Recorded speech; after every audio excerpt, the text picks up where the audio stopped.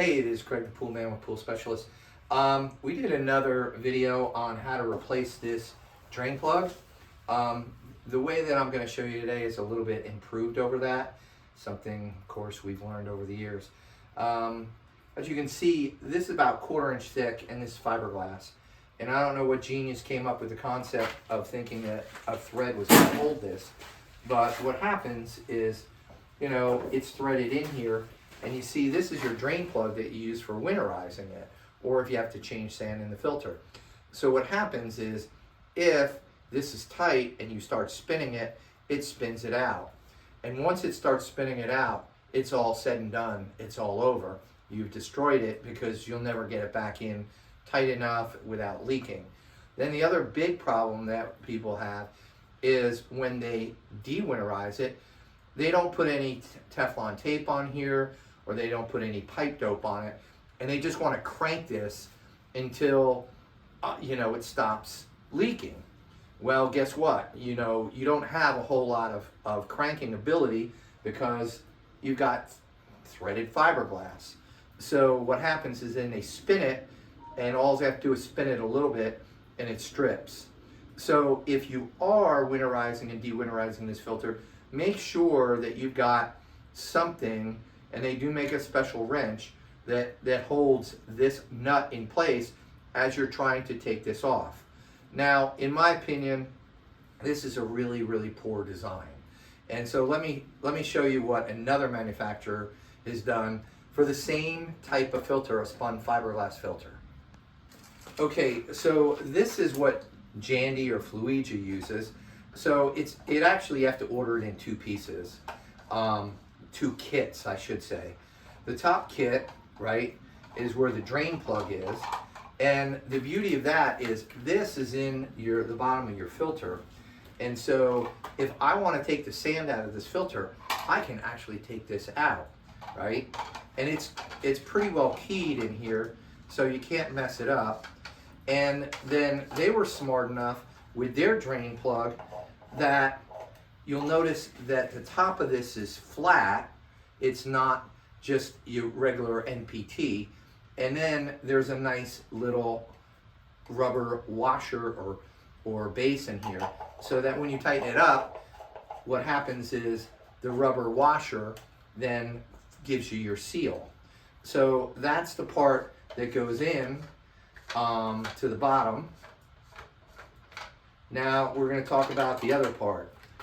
And what we've got here is, this is the part that, Jandy or Fluidra engineered, which is brilliant. This is the way that Pentair should have done it. And in the past few years, once Fluidra bought Jandy from Zodiac, they've really, really upped the quality of the product. Zodiac had really destroyed it, but Fluidra has some really good engineering. So you're going to see that on the nut, there's actually a nice O-ring. So that gives you a seal on the outside. And then on the inside, you've got this nice thick rubber washer. And so you've got that. And so what we're going to do is we're going to drill a 3.5 inch hole in order to fit this in. And so you're going to need a 3.5 inch hole saw. Then you need two people. One person's going to actually hold this inside, and then the other's going to put the nut on it.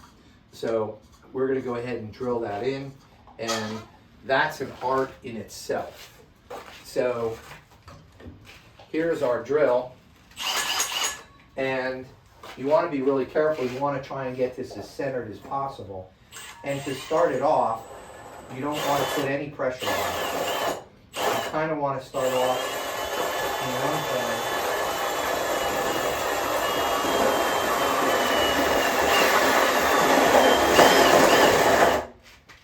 And then once you get it set,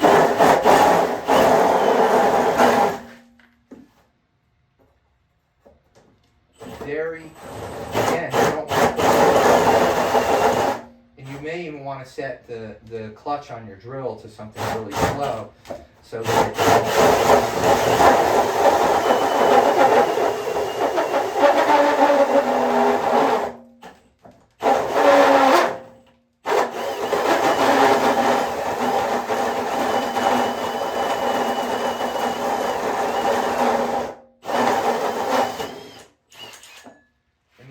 So that was a pretty good shot. We got nice smooth surfaces all around so that the O-rings should catch and not have any problem. And if you look at it, it's a nice snug fit. It's perfect. So the 3.5 inch is definitely the way to go. So we're going to go ahead and we're going to have one guy hold this on the inside, and then we're going to go ahead and put this on the outside. A lot of times, especially with these larger filters, because this is a TR140, you have to have 2 people in order to do this. Okay, so now you can let go. Alright, so therefore, what I can do is now I can put my O-ring down on the outside, and I can thread my nut on.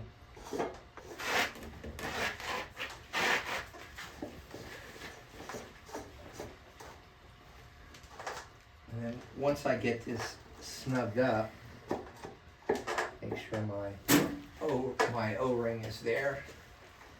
And it's in the right place. Usually it works out pretty good. Now I can actually put this piece in because this piece is keyed, right? And now I can hold this and tighten that up. Okay, we tighten this up by holding this and tightening this nut. And now this, of course, because this is keyed, so that enables us to do that. Brilliant, brilliant design. So now we're just going to put, there's an O-ring underneath here, as you can see. And we put that in, and then we just take this, and you barely need to go a little bit, you want to go a little bit more than hand tight. So I tend to like to use what we call oil wrench channel locks and tighten it up. And then same thing with your plug, a little bit more than hand tight. Of course, there is a rubber washer in the bottom of it, so that is going to seal it up. If you really want to go crazy, you could always put some Teflon tape on it because you do have the threads.